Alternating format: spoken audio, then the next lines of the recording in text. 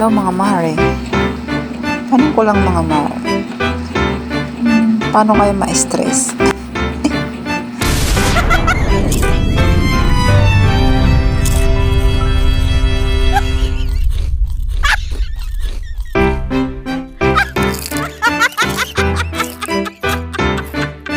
Ayan mga mare. Ganyan mare, stress ako. Kaya ikaw mare, pag stress ka, ganyan gawin mo. Kain mo lang.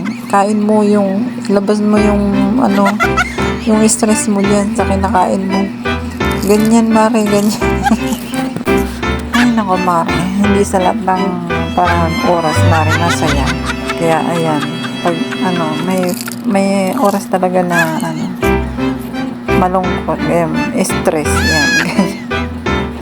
Kaya mare, isubo lang tayo ng subo mare, kain ng kain.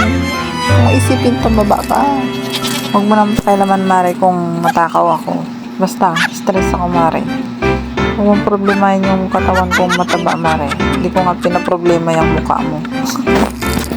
Basta mare, ganyan. Pag stress, kumain lang kayo ng kumain hanggang may makain.